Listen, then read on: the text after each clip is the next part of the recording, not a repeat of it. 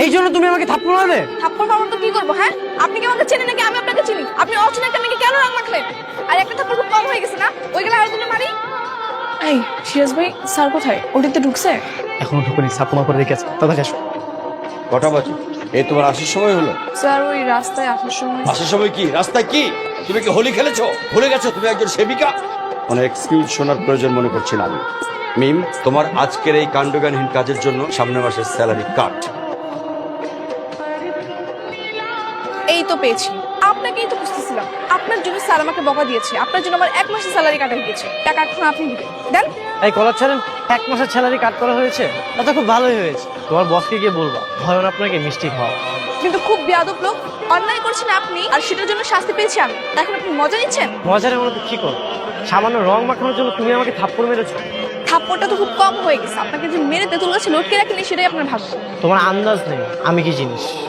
আপনার মতো 3 টাকার গুন্ডা মাস্তানকে আমি ভয় পাই না। ভয় পেলে তো কালকে থাপ্পড়টা মারতাম না। আপনি আমার ক্ষতিপূরণ দিন। ক্ষতিপূরণ দিব? এই তোরা শুনেছিস তো আমার কাছে ক্ষতিপূরণ চাচ্ছে। এই তোরা একটু দে তো ক্ষতিপূরণটা লাগিয়ে। নেক্সট টাইম থেকে কিছু বলার আগে আমার নামটা তুমি মাথায় রাখো। ডাক্তার তাড়াতাড়ি আসেন, আমি মরে গেলাম। ডাক্তার তাড়াতাড়ি মেডিসিন নিয়ে আসেন। এটাই সুযোগ প্রতিশোধ নেওয়ার। আজকে স্যারও নেই, এই সুযোগে ব্যাটার কেল্লা ফতে করে দিব। আমার সঙ্গে পাঙ্গা নিয়েছিলি না? তোকে আজকে গরু ভ্যাকসিন দিব। ডাক্তার অনেক জ্বলতেছে ডাক্তার। ওরে বাবা রে, ডক্টর অনেক জোরে লেগে গেছে ডক্টর। বাবা সিস্টার, এটা তো গরু ইঞ্জেকশন। আপনি ওনাকে পুশ করলেন কেন? যা করেছি ইচ্ছে করে করেছি। কি গরু ইঞ্জেকশন? তুমি?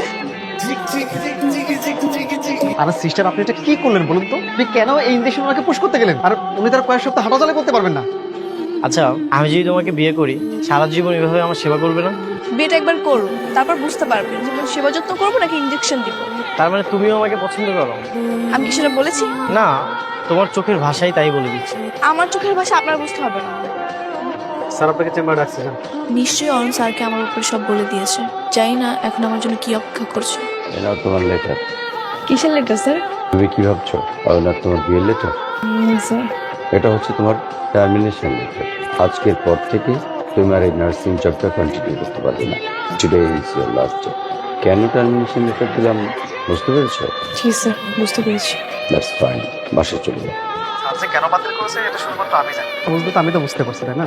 আচ্ছা, মিম এখন কোথায়? ও তো বাসায় চলে গেছে। ঠিক আছে। বাবা, মিম, তোমরা? হ্যাঁ আমরা। কিন্তু কিন্তু উত্তর দিচ্ছি আগে, ভেতরে তো চল। এসো মা। কি নিমকে দেখে অবাক হচ্ছে? হ্যাঁ মানে, ও তুমি নাকি মিমকে টার্মিনেশন লেটার দিয়ে দিয়েছো? ইয়াস। কেন দিয়েছি জানিস? কেন? আমার পুত্রবধূ করার জন্য। আমি চাই না ও যতদিন লেখাপড়া শেষ না হয় ততদিন আর হসপিটালে যায়। তুমি যখন মেনেই নিবে গতকাল থেকে কেন আমাকে এত টেনশনের মধ্যে রাখলে? এবার তোমরা হ্যাপি? হ্যাঁ বাবা, দেখলে আমার বাবা কত ভালো মানুষ। দেখলাম, কিন্তু আমি না একটা ব্যাপার বুঝতে পারতেছি না।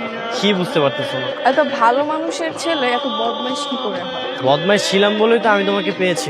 হয়তো এটা আমার ভাগ্যের লিখন ছিল।